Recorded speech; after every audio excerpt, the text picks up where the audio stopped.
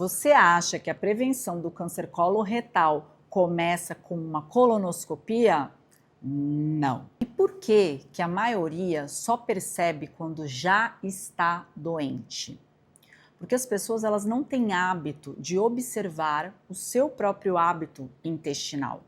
E muitas pessoas acham que talvez evacuar demais seja bom, ou evacua de uma vez a cada 3 vezes, que também é normal, porque o intestino sempre foi assim. E não, isso não é normal. E existe sim exames anteriores à colonoscopia que podem nos falar muito mais sobre a sua saúde intestinal do que somente a colonoscopia. A mente, o intestino e o sistema imunológico estão intimamente ligados. No nosso intestino é onde nós temos a maior quantidade de tecido linfóide, que nós chamamos, que é um tecido realmente importantíssimo para a questão da imunidade. Nós produzimos imunoglobulinas intestinais justamente para nos defender contra micro-organismos. Por quê? Porque o intestino é a porta aberta de tudo que vem de fora. Então, esse órgão ele precisa de uma defesa muito importante para que qualquer coisa não se passe e você venha desenvolver doenças infecciosas. Por isso que esse tecido ele é muito complexo e importante em todo o trato digestivo. E se você é essa pessoa que vai muito no banheiro e acha que é normal, ou vai uma vez a cada 3 dias e acha que é normal também porque sempre foi assim, você fica aqui até o final desse vídeo que eu vou te mostrar como prevenir e como tratar esse intestino de verdade. E quando o intestino dá sinais e ninguém escuta? Eu atendo muitos pacientes que vão muito ao banheiro, acham que é normal ir ao banheiro e de repente descobrem lesões ao longo desse intestino. É muito importante a observação diária, se essas fezes são fezes finas, se essas fezes são fezes caprílicas, bolinhas, se essas fezes estão muito soltas, se esse intestino ele funciona só em casa ou se você viaja e ele trava. Então é muito importante. Eu cito a minha família, cito o meu pai, que era uma pessoa que ia muito ao banheiro e achava normal ir ao banheiro demais, e não era normal. O intestino solto, ele pode estar gritando que existe uma doença aí silenciosa.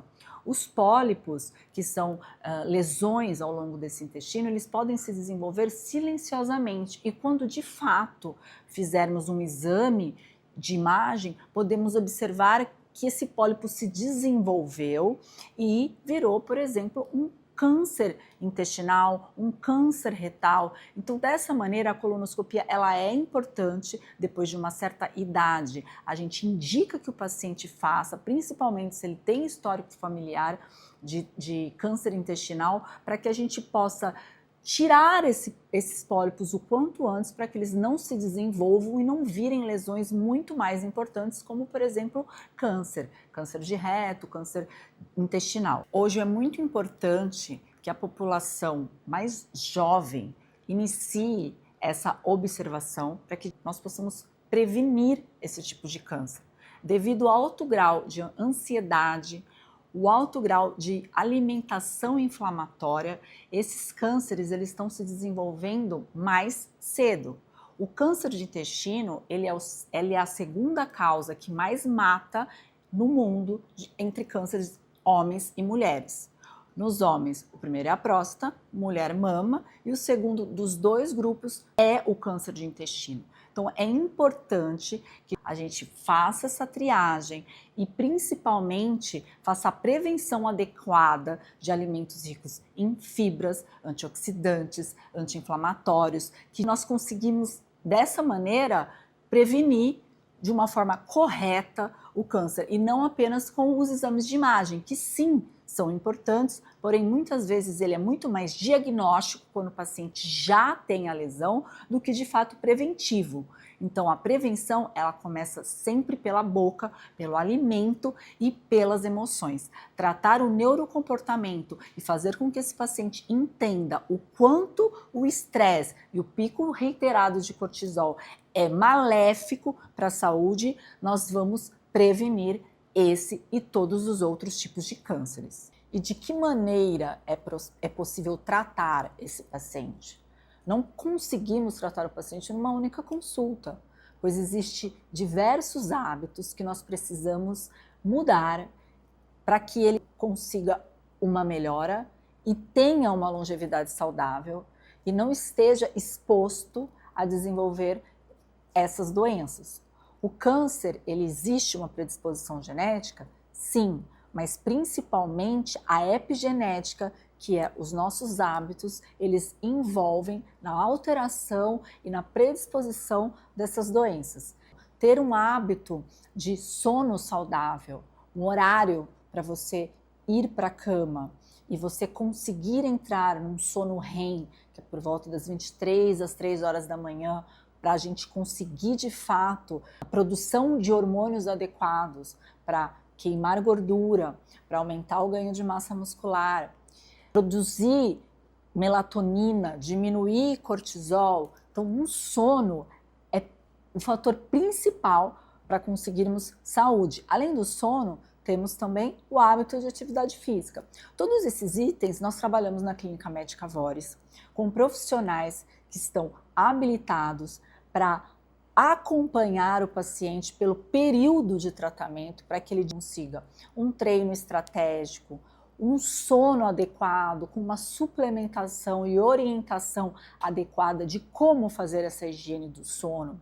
O neurocomportamento, na clínica, nós somos pioneiros em fazer com que o paciente observe os padrões negativos e dessa maneira ele consiga ele mesmo ajustar esses picos de cortisol ao longo do dia, além da dieta e de todo o acompanhamento médico. Então, o acompanhamento não depende apenas de um item. Para você ter um intestino saudável, você precisa também ter uma mente saudável. E dessa maneira, um acompanhamento multidisciplinar de sono, atividade física, alimentação, um neurocomportamento adequado para que você consiga manejar todo esse estresse é importantíssimo para se ter um intestino saudável e uma longevidade.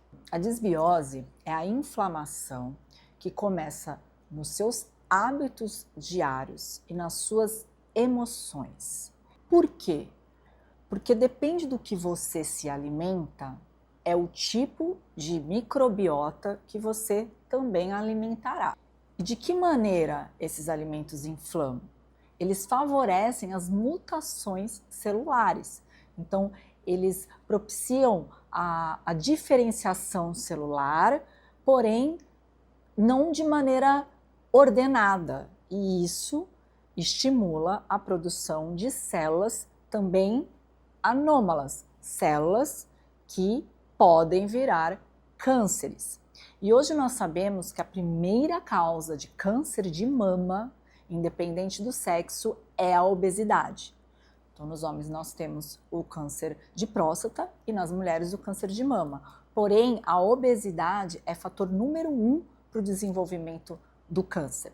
Então, é importantíssimo que esse paciente ele tenha um hábito de vida saudável, a prática regular de atividade física e sobre suas emoções, nós precisamos mais do que nunca tratar o neurocomportamento, porque sabemos hoje que a obesidade ela é uma neuroinflamação.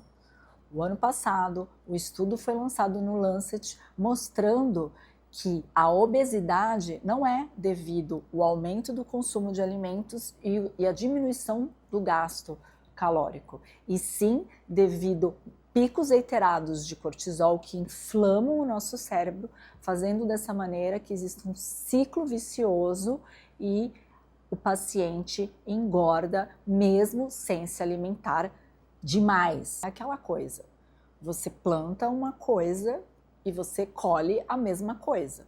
Então, não adianta você querer uma flora, uma microbiota saudável comendo alimentos ruins, alimentos industrializados. E esses alimentos, eles são potencialmente cancerígenos. Na escala, inclusive, eles são primeiro que o tabaco, ou seja, comer alimentos embutidos aumenta a chance de desenvolver câncer de intestino muito mais do que o próprio cigarro. Para vocês terem noção do quanto a alimentação impacta na inflamação da mucosa do intestino. Tratar o neurocomportamento é importantíssimo.